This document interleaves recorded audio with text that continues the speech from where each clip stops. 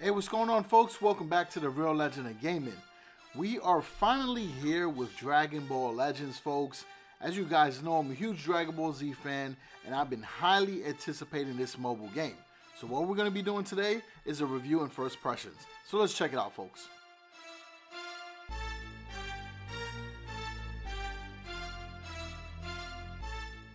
Alright, so first thing first, I want to quickly point out a couple of things before we get into Dragon Ball Legends. The first thing is you have an option to have low resolution or high resolution gameplay. My best advice is if your phone can support it, go with the high resolution because you can really appreciate the graphics and the animations inside this game. And believe me, there's going to be some really cool stuff that you can do with your characters. Now, the second thing is you have an option to do a minimum download or download every single byte that's required to run the game. If you have a good Wi-Fi connection or you're at home, then I definitely recommend downloading everything at one shot because this will allow the loading screens to go faster, and also you'll have everything completed for the game until the next update, obviously. So those are things that I wanted to point out in order to create a much better gaming experience when you play Dragon Ball Legends. So now let's get into the actual game.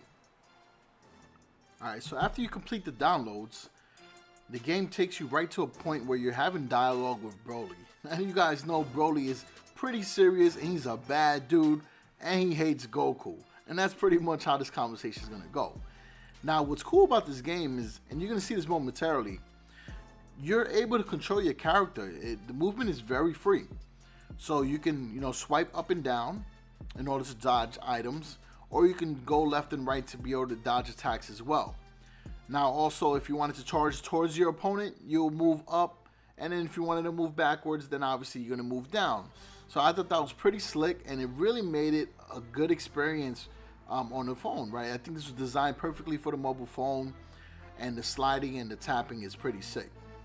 Now, in order to land more punches, you got to be able to tap the screen with rapid movements in order to capture, the best combo that you possibly can. And in order to really maximize your combo, you want to utilize what's called the art cards.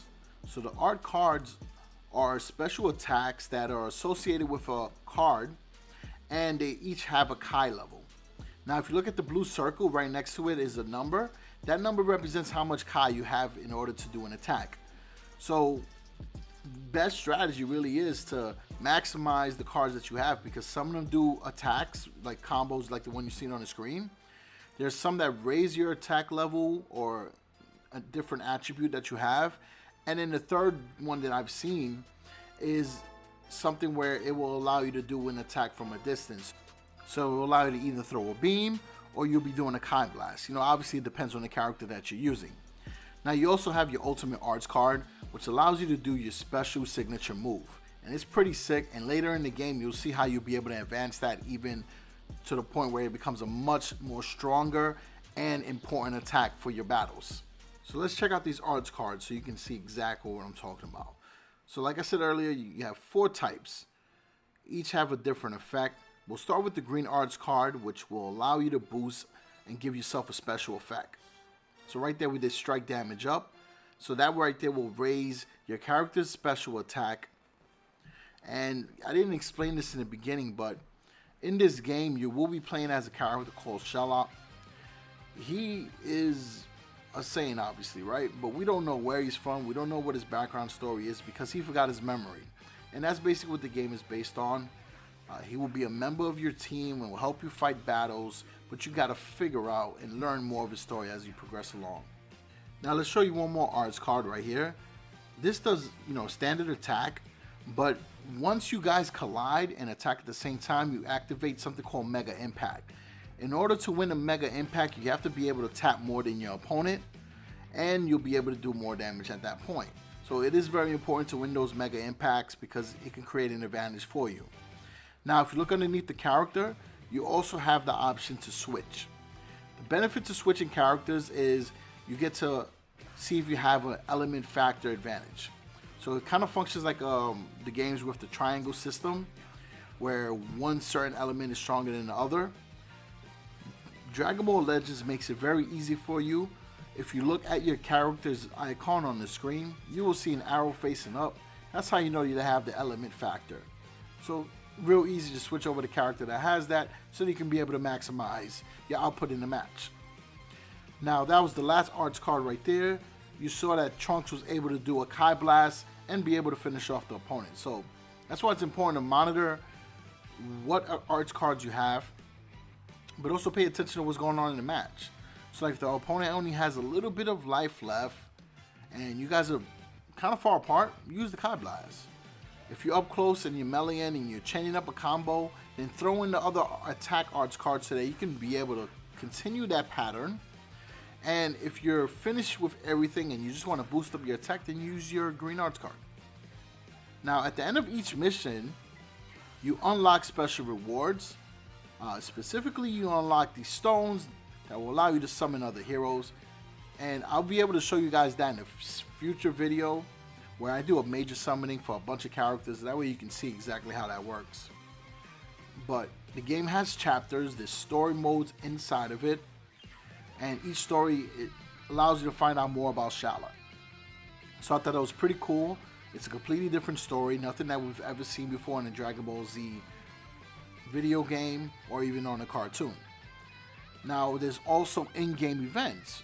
So whenever you're completed with your stories, there's also events that if you grind them out, you can probably earn Raditz. I saw one where you could earn Nappa upon completing it. And then there's also events that allow you to gain more XP. So those are things that you can do afterwards. So it just goes right there to give you an idea of how much replay value the game actually has. So beyond the story mode, there's still a ton of other modes that are available. So if you look here, upon completing everything, you're still in the tutorial mode, so they will guide you through it.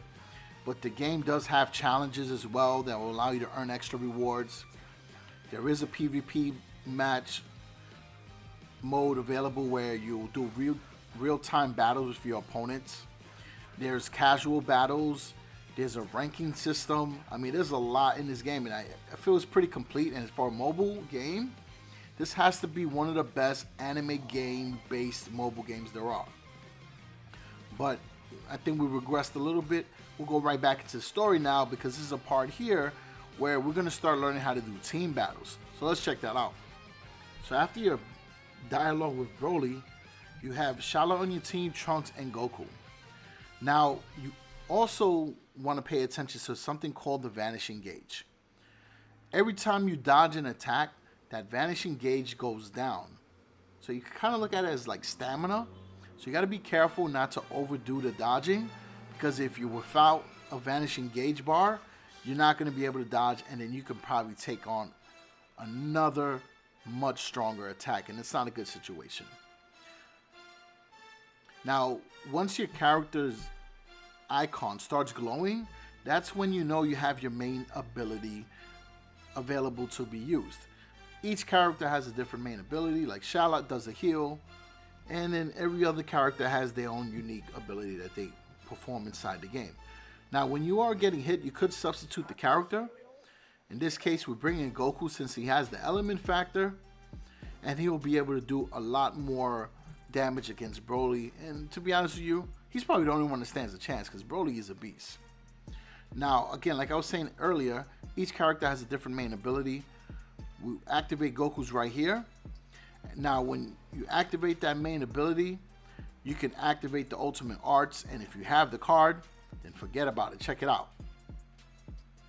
Sweet combo right there. Finish up with the Kamehameha. Did a lot of damage right there to Broly. Now, obviously, as you get stronger, your damage output will be a lot higher, and you'll be running through these matches a lot faster. Now, there's also a Dragon Ball system built in, so once you collect all the Dragon Balls within the match, you'll be able to do other things as well, and we're going to show you that right now. So the game's going to give us 7 Dragon Balls so that we can see exactly what's going to happen.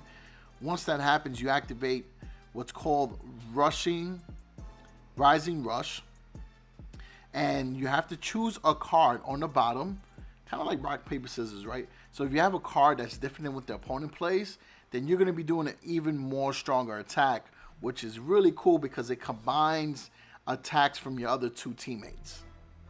So check it out. Goku's doing his stuff. You had a successful rock, paper, scissors sequence there. And Shala comes in and Trunks, and you guys do a collective attack doing even more damage. And that was pretty sick. So folks, as you can see, the game is extensive.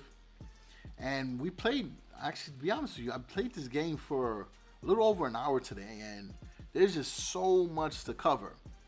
But because this is a review and first impressions, I'm going to give you my feedback based off the first 15-20 minutes of the gameplay. And I think that we covered a lot in this video also. And as you play along, you'll understand that there's even more to discover. But I mean, basically explain the game mode. So you have your story mode. You have your in-game events. You have a PvP mode, which has casual and ranked battles. You also have challenges which allow you to earn more rewards. And then you also have the options to train your characters. So your characters do level up at the end of each match, but you can also train them further to be stronger. So I thought that was really cool.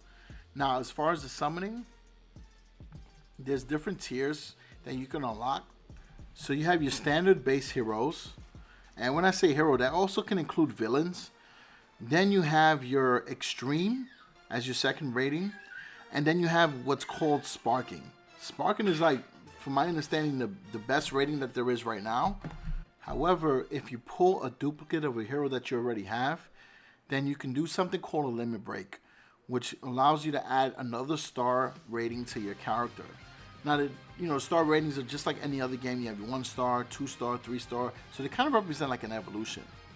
So once you get a certain amount of cards, for example, I was able to get 3 Chiatsus extreme. So I have a 3-star extreme Chiatsu, which means that he limit breaked a few times. So just gives you an idea. And every time they limit break, their stats do raise up a good amount of points. But like I stated earlier, I'm going to be making a few other videos in which we'll be explaining how to summon the heroes, what the ratings are more specifically. I'll go over the character list so you can know exactly what cards are in the game that you can unlock to have on your team as a hero and other stuff like that. We'll also go into more details about the game modes. We'll show you some gameplay of the PvP, and then we'll show you how to use and edit a team that you currently have and be able to switch out characters. So a lot of stuff that we can cover in this game. I'm really excited that it's finally released because, like I said before, guys, I want to cover this game on the channel because I'm a huge Dragon Ball Z fan, and playing it today, I can definitely tell that there's a lot of content and it's going to be really cool. You guys are going to see a lot of guides and it's going to be good times. So other than that, I just want to say I appreciate all the support that you guys have been showing the channel recently. If you're watching up to this point, then please slap that thumbs up. And if you are not subscribed, then please do so, because we're going to be bringing you more Dragon Ball Legends videos. We're going to try to drop a couple over the next couple of days so you guys can be able to understand the basics. And then eventually we'll be able to create guides for the events that are in the game and anything else that we can find to add value. Alright, so other than that, peace out, folks.